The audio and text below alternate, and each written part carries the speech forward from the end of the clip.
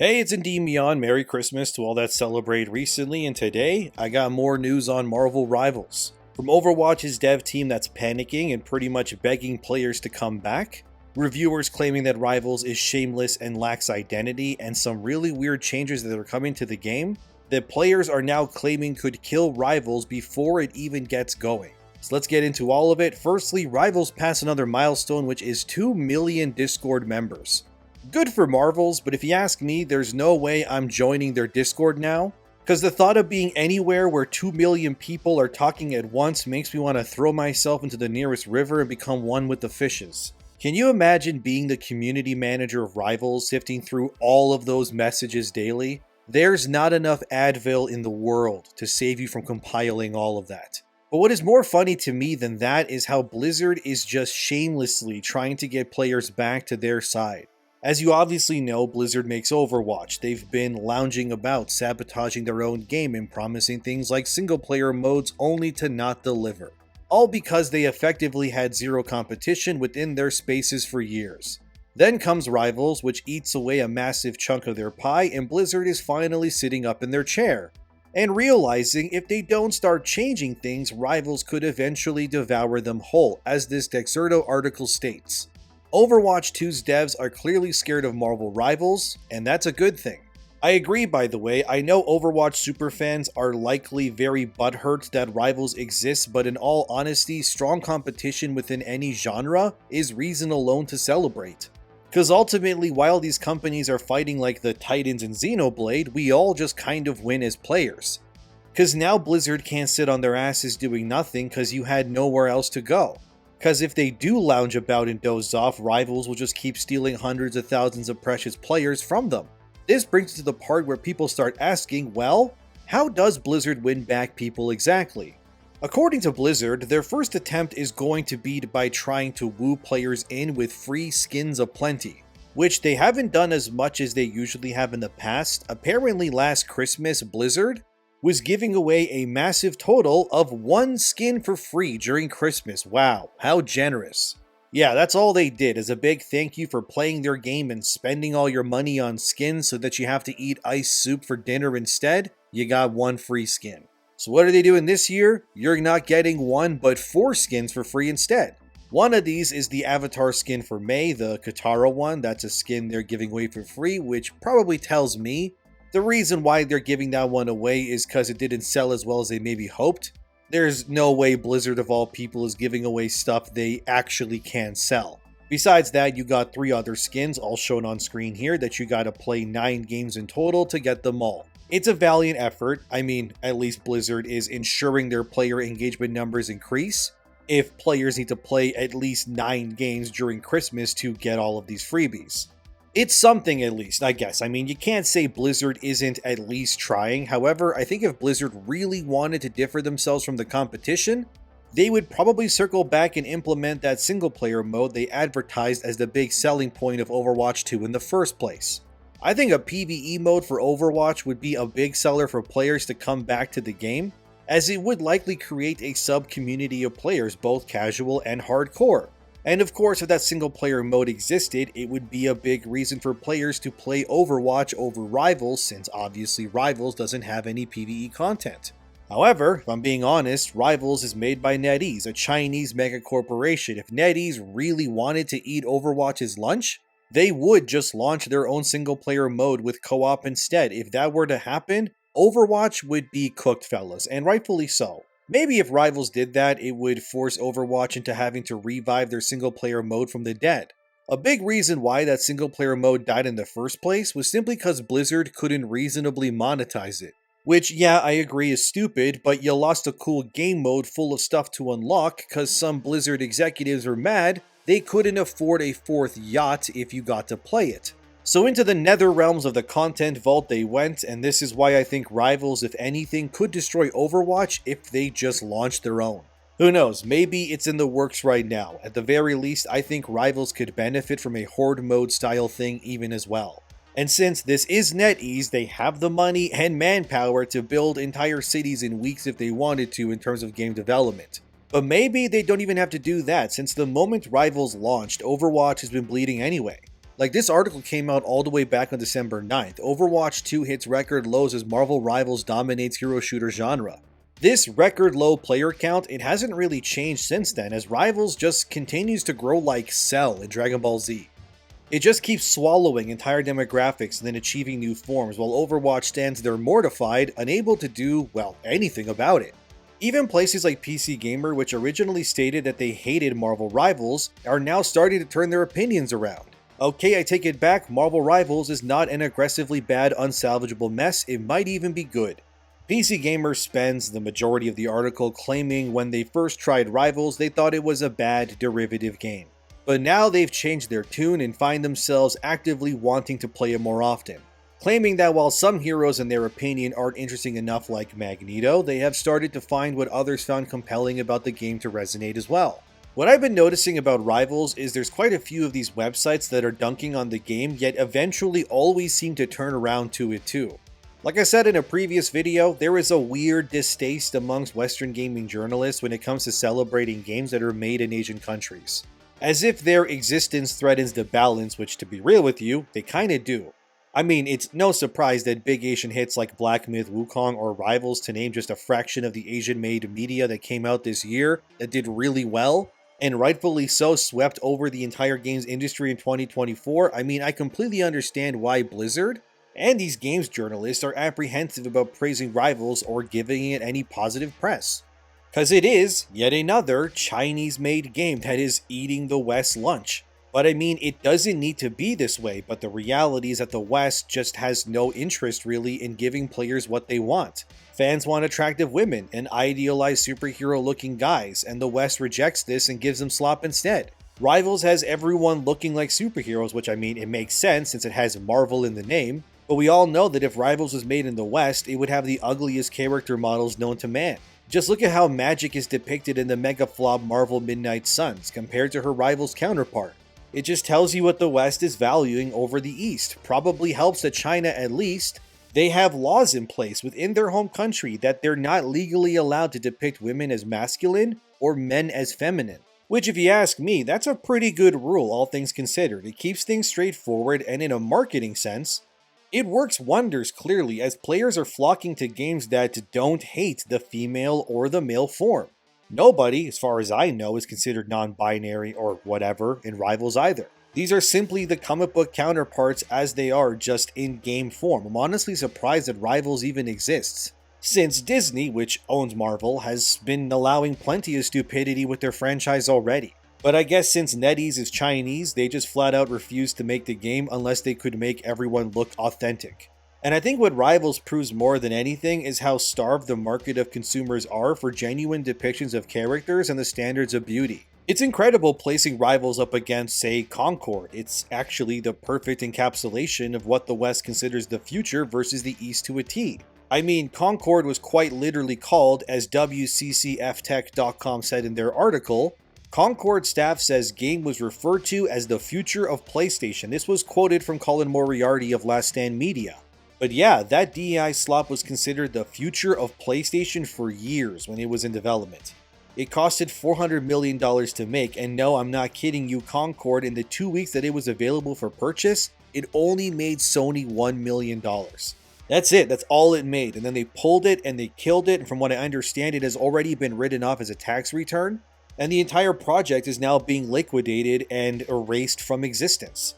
That's the game that the West thought the players want versus clearly what they really want. I think the delusion of game developers this year has proven that more than ever, players are resoundingly rejecting anything DEI driven or considered ugly. Had Rivals released in, say, 2016, it would probably just be like a normal game to most of us.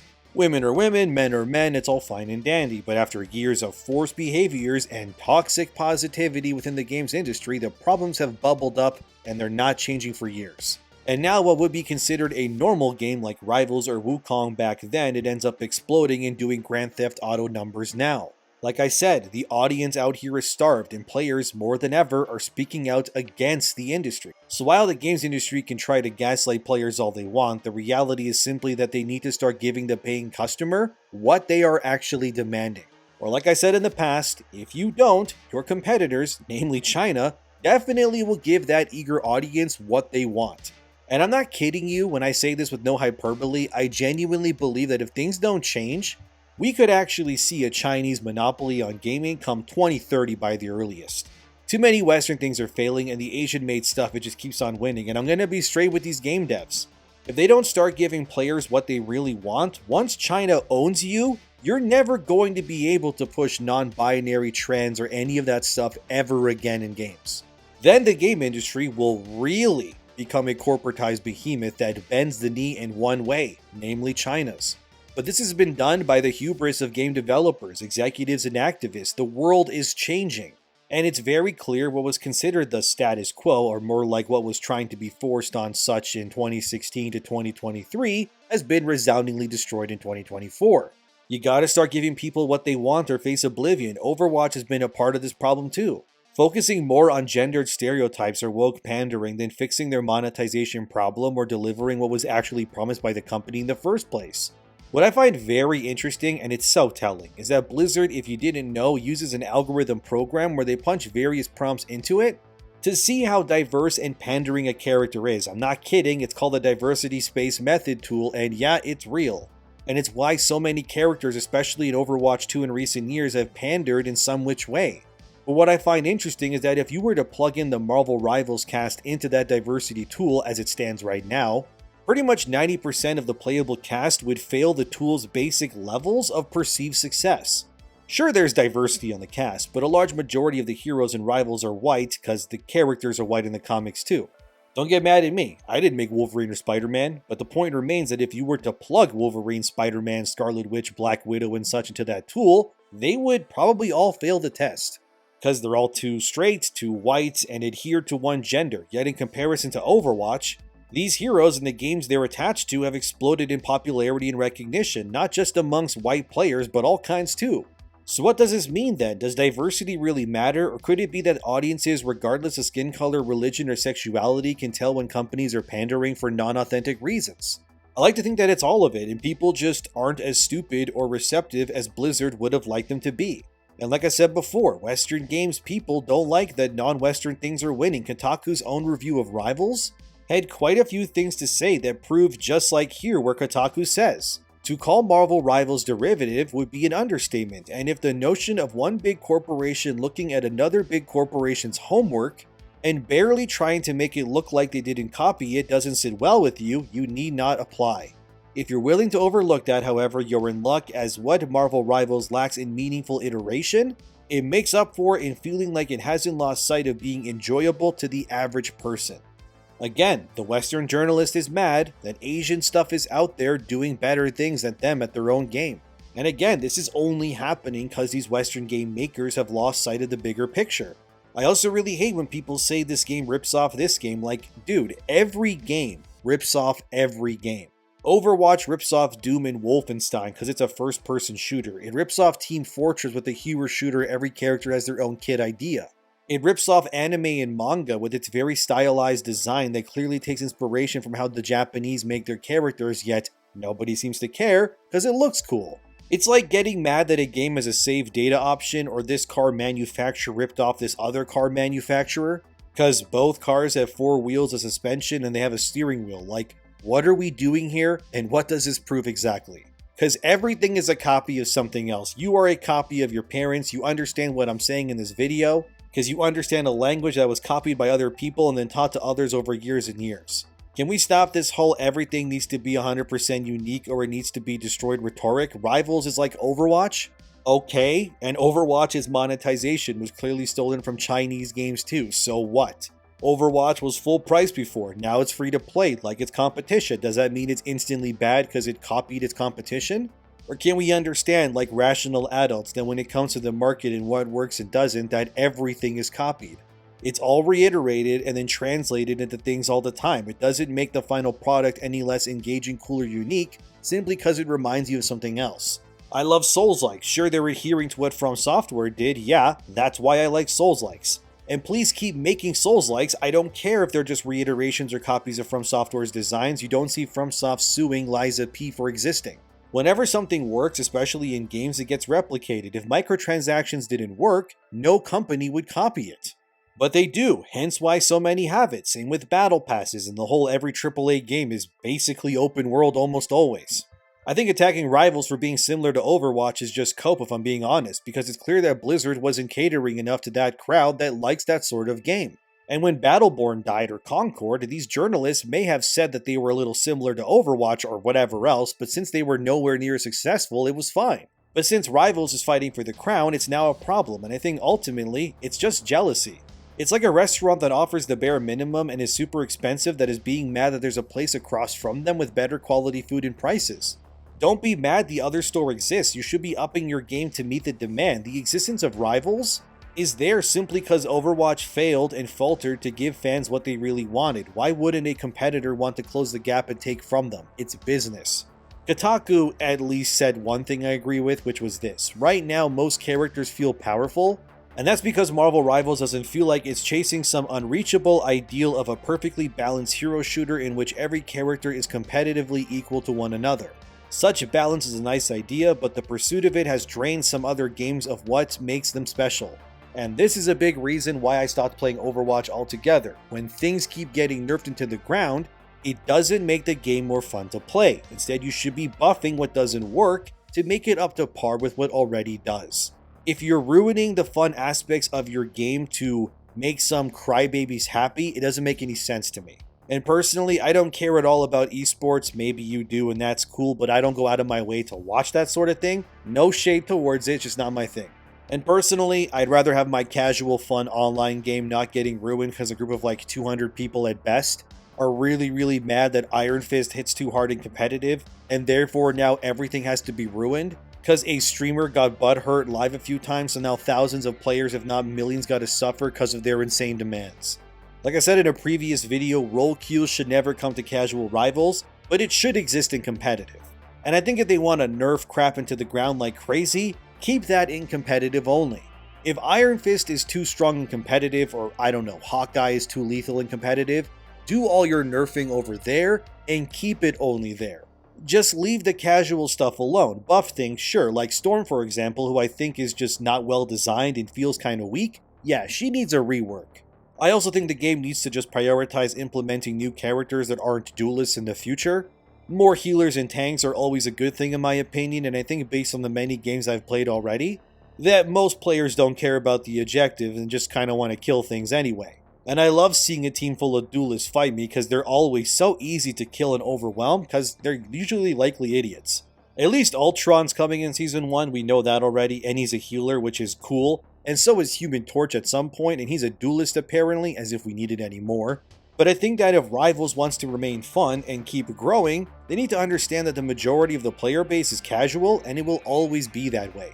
I don't really care what the meta is for Rivals. I don't even really know who's considered S tier, cause to be frank with you, I don't care. I just play to have fun. I don't really care what my KD or win-loss ratio is either. It's an online video game I play for fun. It's not my job. I could care less. Of course, I do like winning in these games, but if I lose, I won't break my controller or scream into a pillow. Maybe it's cause I'm primarily a single player kind of guy, so I know if the brain rot from multiplayer games gets annoying to me, I can always just turn them off and go play something alone and then get lost in something else anyway, but catering to the 1% of tryhard players is never a good idea in any game ever, in my opinion. The attitudes and wants of the person who plays a few hours a week versus the streamer guy who clocks in like 14 hours a day straight yelling at his team is never going to be the same. And it's a big way to lose your player base overnight by nerfing things. Look at what happened in Helldivers earlier this year when they kept nerfing everything into the ground. People got pissed and they left. It doesn't feel good, and I agree with them. Just keep the casuals happy and your game will thrive. That's all you ever really gotta do. And if it means the streamers get upset and move on from Rivals, so be it, because the casual fans are what are gonna carry these games anyways, just like Fortnite. Oh, Iron Fist hits too hard and needs to get nerfed because he's stopping you from upping your ranking competitive? Have you tried to not care and instead look at this picture of Jeff who is adorable? Like, look at him. He's a cutie pie. Yeah, he's annoying to fight, I understand that, but look at the outfit. He's as cute as a walnut. I don't know, man. I just don't take this stuff as seriously, I guess. I understand that Overwatch fans are likely pissed that their game is losing everything because Blizzard has and will refuse to give players what they want in the future like they always do, but it's sheer hubris at this point. If Overwatch wants to remain the king or close to it, I guess, they gotta humble themselves. Stop making ugly they-them character models, stop ruining collaboration skins, stop being so damn greedy, stop nerfing everything into oblivion, and start implementing reasons for players to want to come back. However, in Rivals' case, there is one big problem I personally find with the game, and that's its progression. So I maxed out the Battle Pass already in Rivals. It isn't hard to do, as many of you probably know. I almost got that Jeff Winter skin too, but I did wonder what exactly happens to my purple currency stuff once the season is over. Well, Rivals dev team released a post about this, and it's concerning to many. There's a lot to go over, but to simplify it, basically they have said that purple tokens collected during a season, basically, you probably know them as Chrono Tokens, they won't persist between seasons. Maybe I'm wrong, but the way they worded it, basically, this currency will reset every season, kind of like gold does in Fortnite. But any blue or gold currency that you have, it will stay on your account because the gold currency in blue is what you obviously use to buy skins. But the purple ones, the Chrono Tokens, are what's used to buy the Battle Pass nodes in the Battle Pass. So those get reset, and yeah, players are upset. I won't bother drowning you with messages written by players on Reddit, but they're pretty much claiming that NetEase is not incentivizing players to continue to grind since the Chrono Tokens don't persist, which makes challenges pointless to them to complete if the currency doesn't stay. However, the argument against this is that if the Chrono Tokens persisted, players could then max out the Battle Pass day 1 when the new season starts. Which is obviously a bad idea, because then those same players would complain saying they have nothing to grind or chase anymore from the get-go. I think both sides are valid. I think what should happen is based on how many purple currency Chrono Tokens you have, there should be thresholds in place that if you have, let's say, 1,000 Chrono Tokens at the end of the season, it turns into, I don't know, 500 currency to buy skins or something like that come next season. This way, players who wish to get skins but not spend as much money could instead grind like the maniacs they are, if they want to use those tokens and then transform them to buy skins. But maybe that isn't even a good fix either, since then NetEase won't like people not paying real money for skins, which of course keeps the lights on. Maybe what they could do is transfer whatever tokens you got left in a season into XP for your profile, which could boost your account's level or something, I guess. But generally speaking, I think just erasing Chrono Tokens in general is going to piss off a lot of people, specifically the ones that no-life these sorts of games. As this Dexerto article stated, which compiled some user comments, this is lame to be honest. One player fumed on a Reddit thread, I've got 1,000 plus tokens left after finishing the Battle Pass, and now they'll just disappear. Ridiculous, feels like a slap in the face. Another player would add, so grinding challenges for tokens after finishing the pass is pointless. They don't convert and they disappear, dumbest move ever. Hope they reverse this before they kill the game. So yeah, as you can see, not going over well. I think just converting those tokens into either microtransaction money, depending on how much you have, is probably a good move. Or like I said, if NetEase doesn't want to lose money as much, they just pump tokens as experience into your profile, assuming your profile rank doesn't reset during seasons, which I doubt, but I actually don't know, so maybe. But generally speaking, all of this sounds like standard practice to me, and it feels like gold in Fortnite basically. There's a lot of people defending the practice, saying that no other game lets you carry XP between seasons either, whether it's COD or Fortnite, and I mean, yeah, they're right. Maybe the Chrono Token stuff just needs to be dropped entirely, and the Battle Pass should maybe instead just, give you XP. Like, I'm spitballing here, but let's say 100 tokens for every 3 levels of Battle Pass XP after you max it out. And considering a skin is like, what, 1600 on average, you would have to level up a lot to get a skin for free, basically. Would it be a grind? Yes, but I mean, that would probably be better than, say, erasing it every season and making it for nothing. Or they could do what Fortnite does, where they have bonus unlocks post the Battle Pass, and then you can compile those tokens to buy the more expensive unlocks, like variants of seasonal outfits, sprays, etc., but they obviously require inflated amounts of Chrono Tokens.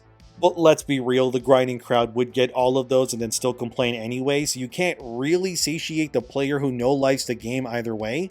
So I think the level up X amount of times for microtransaction money is probably good enough. It'll keep those players engaged, and after they play for hours, they will get a shiny new skin they can play with, I guess.